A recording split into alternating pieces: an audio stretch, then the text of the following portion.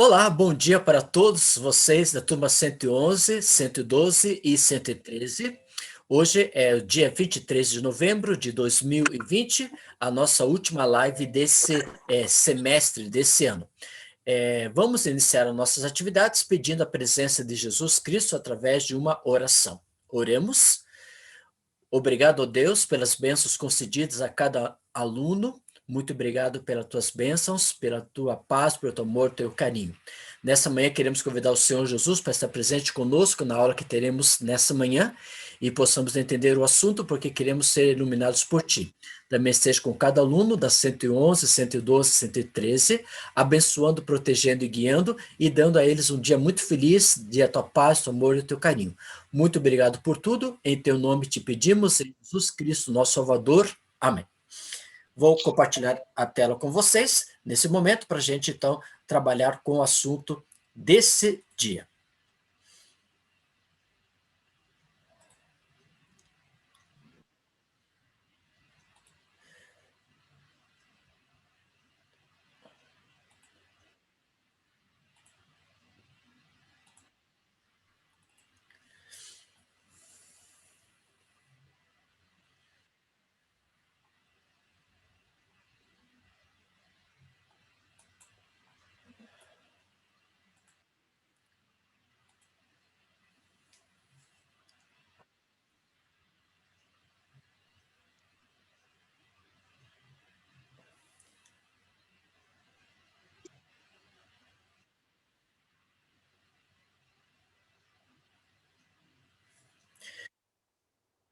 Como eu disse para vocês, estamos na semana do dia 23 a 26 de novembro de 2020, a última semana do mês de novembro, e essa é a nossa live de segunda-feira, continuando sobre o assunto de transportes. A nossa 13ª live do dia 23 de novembro de 2020.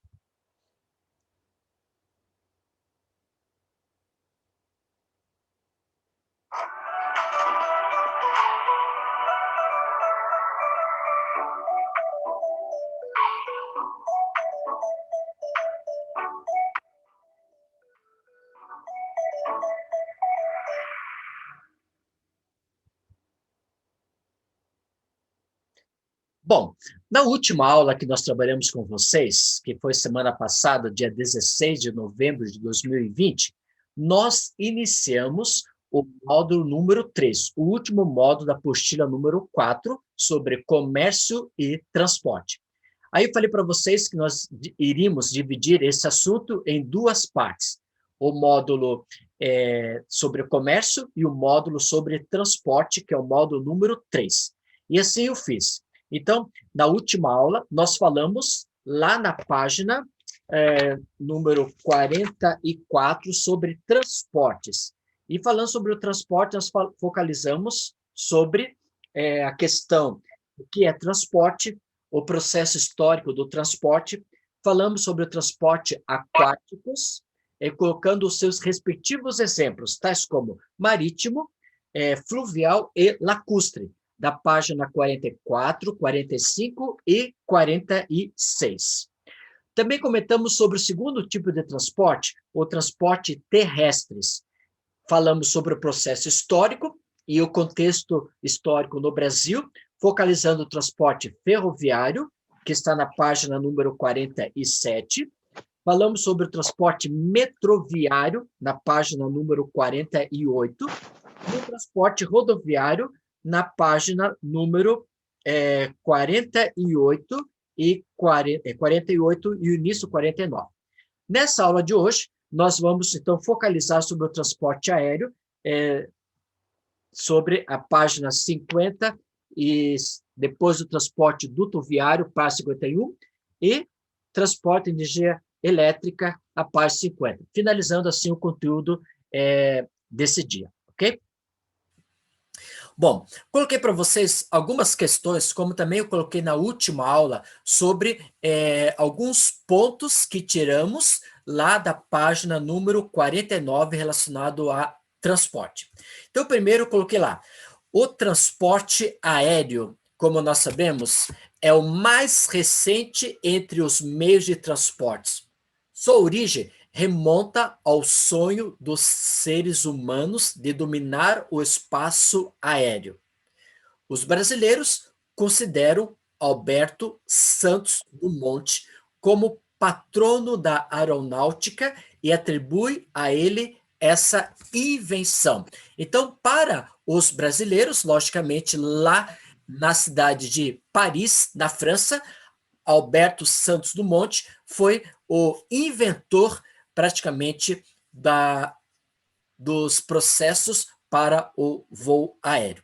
Mas os norte-americanos não consideram como Alberto Santos Dumont como sendo, por exemplo, o que dominou o primeiro espaço. Então, entretanto, nos Estados Unidos, os irmãos Wright são considerados os inventores da primeira aeronave. Então, Alberto Santos Dumont foi o primeiro a conquistar o espaço aéreo, né? E esses irmãos norte-americanos, que eles foram os primeiros a inventar o próprio aeronave, né?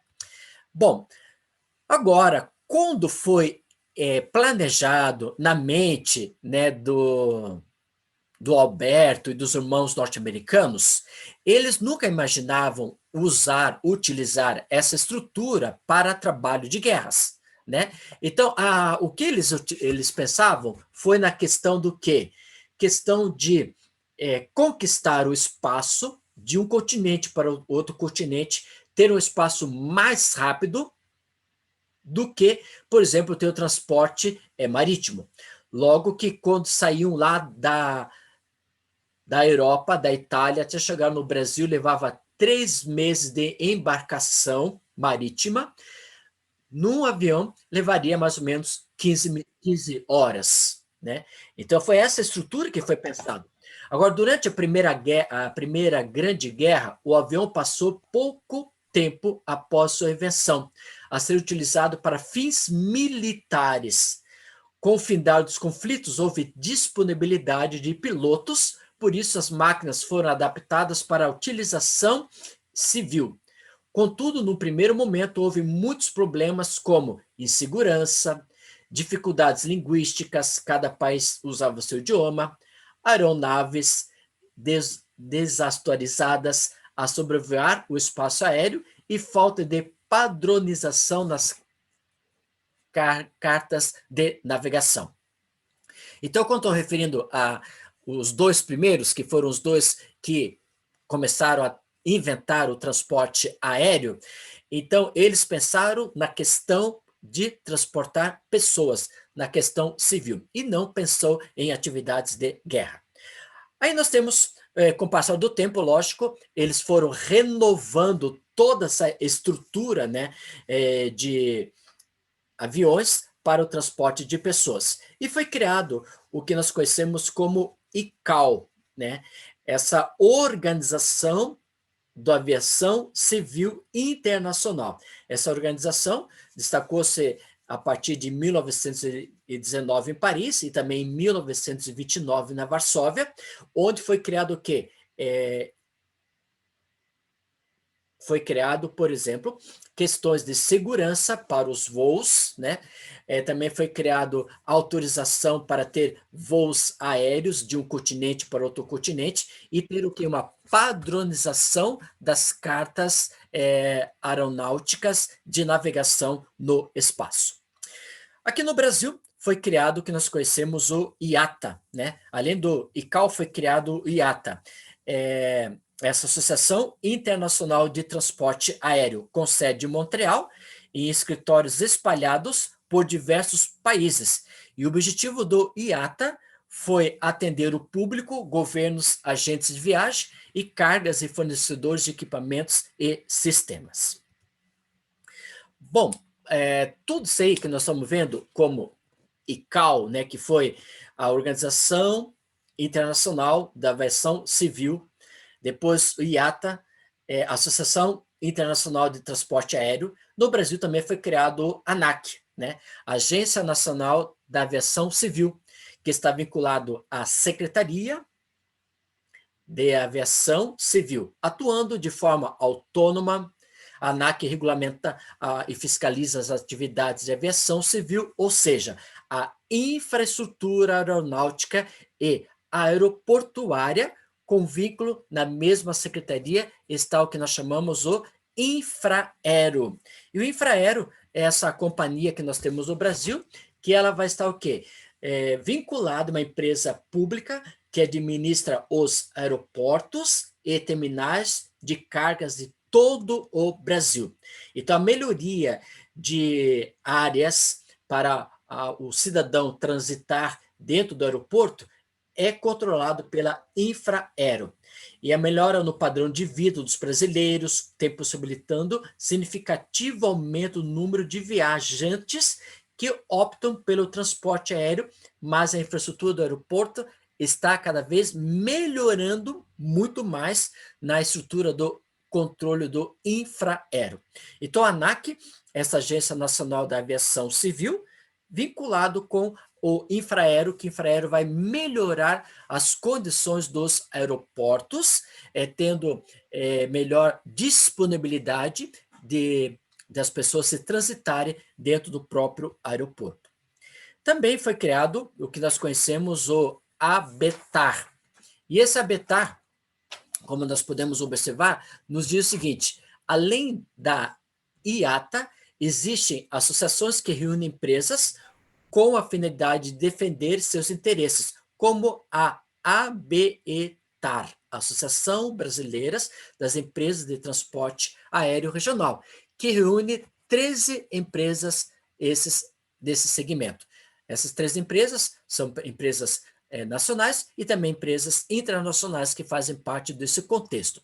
Então, só relembrando, né, temos essas siglas todas e o Brasil está dentro da ANAC e o Infraero para melhorar as condições de voos do Brasil. Na página número 49, nós podemos ver algumas curiosidades, tais como: mundialmente, os aeroportos com maior movimentação de passageiros são os de Atlanta, nos Estados Unidos, de Londres, no Reino Unido, e de Pequim, na China. No transporte de cargas, ocupa-se Memphis, nos Estados Unidos, Hong Kong, na China, e Xangai, também na China. No Brasil, os aeroportos mais movimentados com passageiros são os de São Paulo, Guarulhos e Congonhas, e de Brasília, Juscelino Kubitschek. No setor de cargas, cabe a São Paulo, Guarulhos, Campinas, Viracopos e Manaus, Eduardo Gomes.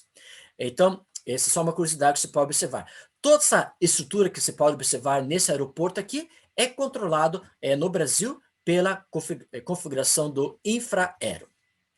Agora, nós podemos colocar alguns pontos positivos e alguns pontos negativos relacionados aos aeroportos e também ao transporte aéreo. Permite a internacionalização dos produtos. Então, os produtos do mundo interno e externo pode ser transitável para qualquer parte do mundo através do transporte aéreo rápido e eficiente. O envio pode ser feito para qualquer país do mundo que possua pista de pouso. Então, se aquele país onde vai ser transportado esse determinado produto tem condições de ter pista de pouso, logicamente que esses produtos vão entrar em qualquer parte do mundo. A infraestrutura é um meio de transporte menos caro, a infraestrutura desse transporte aéreo, né? Só ter a aeronave, que ela vai para qualquer parte do mundo se tiver pista de pouso. As aeronaves viajam para qualquer lugar sem obstáculo ou barreiras naturais, porque as formalidades personalizadas são compiladas muito rapidamente. Ou seja, o mundo todo vai tendo esse processo rápido dos transporte aéreo. Colocando mais alguns outros pontos, diz o seguinte: permite o desenvolvimento turístico de vários países do mundo, né, ligando o mundo todo com esse transporte de aéreo, liga-se os países do mundo todo, o Brasil com o mundo no geral. É muito útil na agricultura, porque é útil na agricultura porque vai ter processo de irrigação artificial, processo de fertilizantes, agrotóxicos que são lançados pelos pequenos espaços aéreos, né? O transporte aéreo é útil para controlar pragas e insetos que causam danos a culturas da agricultura. Usado pelos governos de cada país, desastres naturais, por exemplo, durante terremotos, inundações, acidentes, etc. Então, quando em algum lugar ocorre esses terremotos, inundações, acidentes, muitas vezes o transporte aéreo ele é eficiente porque ele pode transportar muita gente para uma determinada localidade sem ter esses prejuízos causados pelos desastres naturais. O transporte aéreo é usado para operações de resgate, né? E podemos observar também que é o meio de transporte mais rápido que tanto passageiros quanto mercadorias pode ser facilmente transportada de um lugar para o outro. Em comparação com o transporte ferroviário e rodoviário, não há necessidade de gastar dinheiro na construção de qualquer via ou estrada, apenas aeroportos têm que ser construídos para a descida e a subida das aeronaves. Todos os países do mundo possuem aeroportos, estão ligados, facilitando a transferência de um local para o outro. Quando nós tivemos a Copa no Brasil, foi a prioridade de melhorar os aeroportos no espaço brasileiro. E o nosso, aqui de São José dos Pinhais, foi um deles que também foi voltado para melhor qualidade. Aqui nós vemos, por exemplo, alguns aeroportos do mundo, né, com essa grande infraestrutura de grande concentração para a entrada de pessoas nos aeronaves. É muito regulamentado e fortemente protegido em cada um de seus países. Tem uma segurança muito grande nesses aeroportos, por causa da entrada de pessoas internacionais de um país para o outro. Em muitos países, o transporte aéreo é considerado o único meio de acesso em áreas onde o transporte terrestre é difícil. Por exemplo, como o caso a Bolívia, nós não temos transporte marítimo, né, porque não tem águas oceânicas, então é totalmente transporte aéreo. Na página número 50, nós podemos encontrar outros tipos de transporte, que é o chamado transporte dutoviário, na primeira coluna da página 50. E aí podemos colocar, você pode observar que através desses canos, que estão observando aí, esses canos que vão unir, que vão transportar um determinado tipo de produto que facilita desde a sua entrada até a própria transformação numa área física. Gasodutos, né, que vão ser o quê? Destinado principalmente para o transporte de gás natural. Depois nós temos os oleodutos, que vai transportar internamente, né? Internamente, petróleo, combustíveis e os seus derivados do petróleo, né? Então, esses elementos entram dentro desse cano e, através de bombeamento de ar, são levados esses produtos para determinado local para a refinaria. E também minerodutos, que vão transportar o quê? Os minerais tais como salgema, ferro, fosfato, da matéria-prima onde é explorado para as áreas portuárias ou para áreas de transformação dessa matéria-prima. E dutos, como nós chamamos, dutos são o quê? São espaços que estão aqui na superfície, aonde vai transportar esses materiais. Aqui nós podemos observar, né, um transporte de oleoduto, onde sai de uma região da matéria-prima até o local para ser transformado. São grandes áreas, esse transporte fica mais barato, mais viável e não tem problema de transporte rodoviário ou ferroviário ou terrestre. Permite que grandes quantidades de produtos sejam deslocados de maneira segura, diminuindo o tráfego de cargas perigosas por caminhões, trens ou por navios, e, consequentemente, diminuindo o risco de acidentes ambientais. Então, dentro desses canos, logicamente, são canos que vão ter condições favoráveis para transportar esses produtos de uma área para outra pela sua própria resistência mineral. Outro ponto que podemos colocar, podem dispensar armazenamento. Então, precisa ser armazenado produtos, porque esse produto vem da matéria-prima natural e é levado para ser transformado nas próprias indústrias ou refinadas. Simplificam carga e descarga, né? Não precisa ter caminhões ou trens para transportar esses produtos, porque esses produtos são transportados da matéria-prima até a sua própria local de transformação. Diminui o custo de transporte. Esse transporte é um transporte muito barato, pelo fato de que, por exemplo, através desses dutos, são transportados, desses tubos, né? Desses tubos enormes, são transportados através de estações de bombeamento esses produtos. Menor possibilidade de perdas ou roubos, né? Por causa que está dentro desses canos, logicamente. Redução do desmatamento, porque nesse espaço limita-se através dos tubos e ao longo poderá ser o quê? Temos áreas reflorestadas ou áreas verdes, né? Melhoria da qualidade do ar nas grandes cidades, porque aí não vai ter contato direto com a própria atmosfera, né? E facilidade de implantação, alta confiabilidade, baixo consumo de energia e baixos custos operacionais. Na cidade de Curitiba, nós temos vários pontos de dutos, por exemplo, gasodutos, que são transportados gases para as próprias casas, edificações e comércio. Pode ser citada como desvantagem do transporte por rodovias a ocorrência de alguns acidentes ambientais. Esses acidentes ambientais, se tiver um rompimento desse tubo, que é muito difícil, mas se tiver, aí ele vai degradar o meio ambiente. Tem pelo menos um ponto negativo relacionado a dutoviários. Já na página número 50, nós temos o transporte chamado de energia elétrica. E ele diz o seguinte: é o processo de transportar energia entre dois pontos. O transporte é realizado por linhas de transmissão de alta potência, como você pode observar, essas torres, né? Geralmente usando corrente alternada, que de uma forma mais simples conecta uma usina ao consumidor.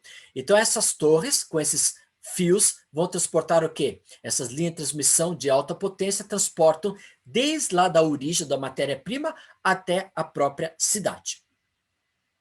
A transmissão de energia é dividida em duas faixas. A transmissão propriamente dita, para potências mais elevadas e ligando grandes centros, e a distribuição usada dentro de centros urbanos, por exemplo. Ou seja, o que quero dizer com esse texto?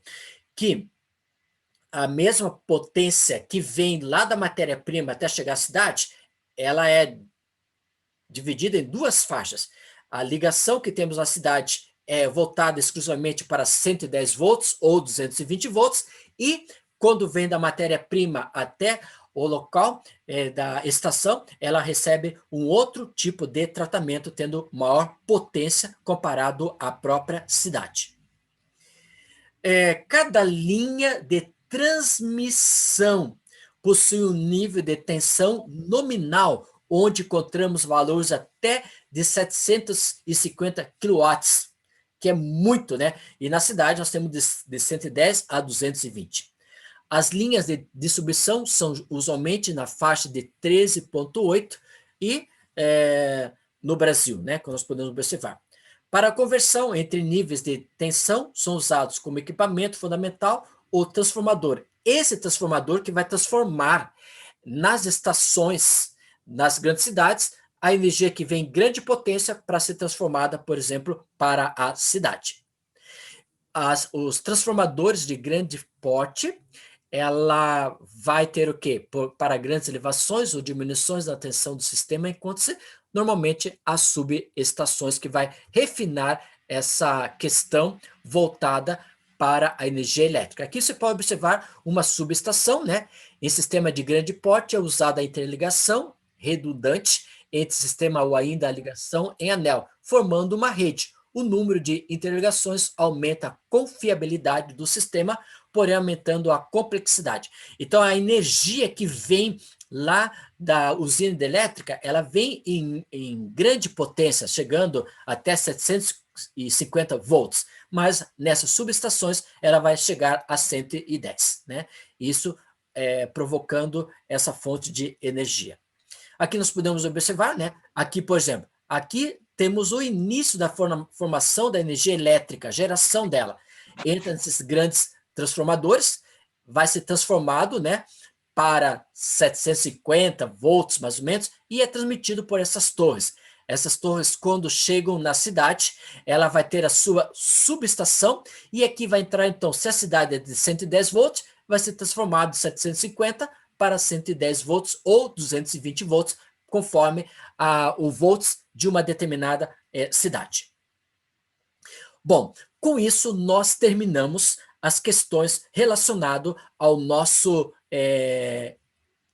capítulo e também a nossa apostila número 4.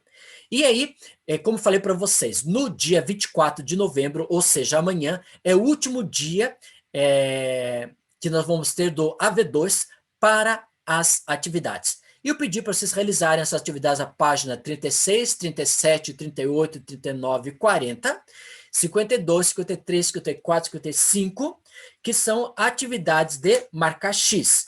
Como foi dito para vocês, vocês não precisam tirar fotos de todas elas. Você poderá fazer o quê? Só tirar, colocar no caderno, por exemplo, no caderno todas as respostas e tire foto só de uma, que facilita esse trabalho de tirar foto de tantos materiais, tá? Essa atividade é a última, que vai ser a atividade do ano de 2020, valendo também 10 pontos. Se você fizer todas essas atividades e já apresentar amanhã no dia 24, logicamente, você já dispensa a matéria de geografia dessas páginas. Desculpe pela grande quantidade de páginas, mas foi os 2 últimos módulos que nós terminamos o nosso conteúdo. Então, como falei, pegue as páginas, coloca a página 36, resposta da pergunta tal, só a letra tal, tal, tal, e assim facilita o trabalho de vocês. Obrigado por curtir os vídeos, né? Nosso durante o próprio processo. E assim nós conseguimos terminar nós conseguimos terminar todo o nosso processo do conteúdo de 2020. Deus nos ajudou, Deus nos abençoou, Deus nos guardou e Deus nos ajudou para que pudéssemos alcançar todos os objetivos. Vou agora fazer a chamada, não saiam da tela que vocês estão no momento, para a gente fazer a chamada de vocês do dia 23 de novembro. Né? 23... Professor. Oi? Você já terminou a parte de comércio? E a parte do comércio, lembra que nós falamos que vai ser na aula que vem? Nós dividimos o transporte nas aulas das lives, lembra? E o comércio nós dividimos para fazer toda a quarta-feira. Lembra disso que eu falei? Mas daí a gente vai fazer a prova antes de fazer a aula? Sim, minha querida, porque senão a gente vai ter aula até... Você quer ter aula até dezembro? Não, obrigada. Não. Então, é só por isso que foi feito assim, né? Eles fizeram assim, entendeu? Tá bom. Para facilitar o trabalho de você, para não ficarem tantas aulas. É como aquele assunto que nós trabalhamos com vocês. Esse assunto de comércio é o mínimo que tem para você trabalhar ali nesse contexto, tá? Então, dia 24 você consegue fazer todas essas atividades. Tudo bem? Beleza, professor. Obrigado. Tá. Quem mais gostaria de fazer alguma pergunta? Então, conforme foi dito para vocês, do dia 16 dia 23 de novembro, nós fizemos sobre o transporte. E no dia 18 e 25, nós falamos sobre o comércio. Mas, como estamos terminando todas as nossas atividades, que é o dia 24, o AV2, então, logicamente, que esse assunto do comércio vai terminar dia 25, mas não há necessidade de você se perder nesse contexto. Já fiz a chamada, muito obrigado pelo seu apoio durante 2020. Muito obrigado pela sua cooperação e que Deus possa considerar você um feliz Natal, um feliz Ano Novo, praticamente essa nossa última aula da live desse ano, né? Agora, na próxima semana, são atividades relacionadas para revisão quem ficou em recuperação. Agora, se você fez o AV1, se você fez o AV2 e tirou nota 10, não há necessidade de frequentar as aulas da semana que vem, porque aí você já fez todas as suas atividades tirando nota 10, tá? Muito obrigado, que Deus possa abençoar e possamos ver o ano que vem lá na turma do segundo ano. Tchau, professor. Finalizo através de uma oração, que a presença do Senhor Jesus Cristo possa estar presente com cada aluno, abençoando, protegendo e guiando, e que eles possam sentir a tua paz, o teu amor e o teu carinho. Cuida de cada um deles, que cada um deles possa ter um feliz Natal, um feliz Ano Novo, que também se estenda essas bênçãos aos seus queridos familiares. Muito obrigado por tudo, em teu nome te pedimos, em Jesus Cristo, nosso Salvador. Amém. Na última aula, do dia 25, você vai ter um vídeo só de respondendo todas as perguntas, as atividades da apostila número 4, tá bom? Muito obrigado e até o próximo encontro. Tchau, tchau para vocês. Muito obrigado por tudo. Deus possa abençoar ricamente vocês. Tchau, professor. Tchau para todo mundo. Um feliz ano novo para todos, que Deus possa abençoar ricamente vocês, e foi um prazer trabalhar com vocês durante o ano de 2020.